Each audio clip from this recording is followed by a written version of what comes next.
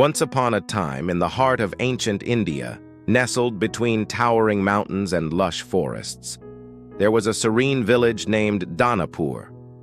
It was a place where people lived in harmony with nature and each other, their lives flowing peacefully, like the river that ran through it. But as with all places, not everything was perfect. Among the villagers lived a wealthy merchant named Ratan, who had everything a man could ask for: gold, jewels, vast lands, and a grand house.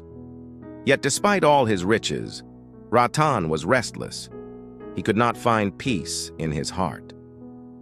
One evening, as the sun painted the sky a golden hue, Ratan found himself sitting by the river, his mind swirling with thoughts of fear and greed.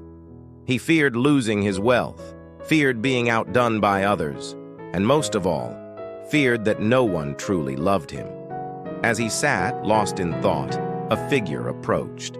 It was a monk, clothed in simple robes, with a calm smile and eyes that seemed to see through the layers of Ratan's soul. "Why are you troubled, my friend?" the monk asked in a voice so gentle that it seemed to quiet the very air around them. Ratan looked up, startled. "Who are you?" he asked. "I am merely a traveler," the monk replied, sitting beside him. "But I can see that you carry a heavy burden in your heart. Perhaps I can help." Ratan scoffed. "Help? What can a simple monk like you do? You have nothing. No riches, no land, no status. How could you understand the troubles of someone like me?" The monk chuckled softly, as if Ratan's response was the most natural thing in the world. "It is true that I have no wealth, but that also means I have no fear of losing it. Tell me, why do you fear so much for what you have?" Ratan sighed, feeling a weight lift as he began to speak. "I fear that I'll lose everything. The world is full of thieves and competitors. People are envious, and I must constantly guard my wealth. No one respects me for who I am, only for what I possess." The monk nodded slowly, as if Ratan's words held a truth he had heard many times before. "You fear losing what you have because you believe that it is what defines you. But tell me this, what would happen if you lost everything today?" Ratan shuddered at the thought. "I would be nothing.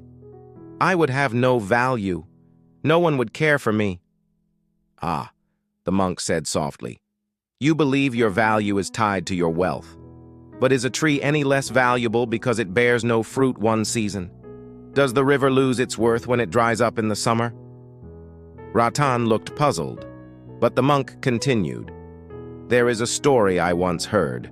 Would you like to listen?" Ratan, intrigued and seeking distraction from his worries, nodded. "Yes, tell me." The monk smiled and began his tale. Once, in a distant land, there lived a mighty king named Surya. He ruled over a vast kingdom and was loved by his people. His palace gleamed with gold, and his treasury overflowed with riches. But like you, King Surya was not at peace. He feared losing his wealth and power, and this fear consumed him day and night. One day, a wise sage came to the palace. The king, hoping to find peace, asked the sage, "What must I do to ensure that I never lose my wealth and power?" The sage thought for a moment and replied, "There is only one way to secure your fortune forever. You must give it all away." At this point, Ratan interrupted. "Give it all away? That's madness. How would that secure anything?" The monk chuckled again. "That's exactly what King Surya thought. But the sage explained, wealth, power, and status are like sand in your hand. The tighter you grasp, the more slips through your fingers. If you give it away, you will find that what you truly own can never be taken from you." Ratan was now completely engaged. What did the king do? The king was skeptical, but his desire for peace was so great that he decided to follow the sage's advice. He began to give away his treasures, his lands, and even his palace to those in need.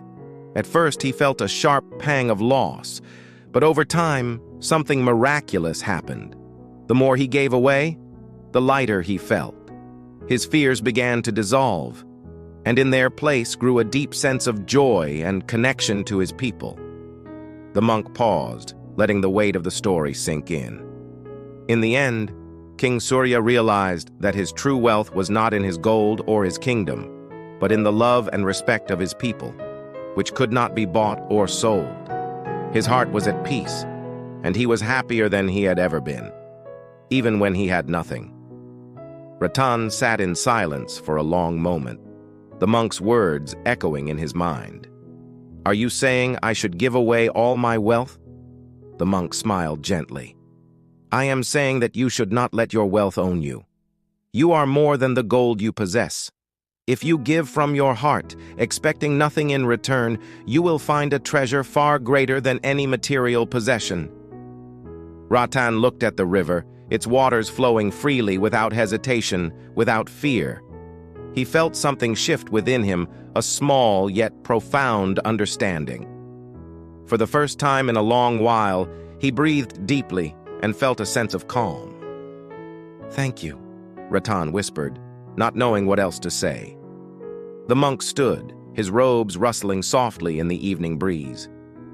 "Remember," he said, "peace does not come from what we hold on to, but from what we are willing to let go of." With that, he turned and walked away, leaving Ratan alone by the river, but no longer lonely. As the stars began to twinkle in the darkening sky, Ratan gazed up, feeling as if a great weight had been lifted from his shoulders. He smiled, realizing that the monk had given him something far more valuable than any gold, a way to find peace within himself. And so, from that day forward, Ratan lived differently. He still had his wealth, but he no longer feared losing it. Instead, he used it to help others, to bring joy and comfort to those around him. And in doing so, he found a wealth that could never be stolen, a peace that no amount of gold could buy.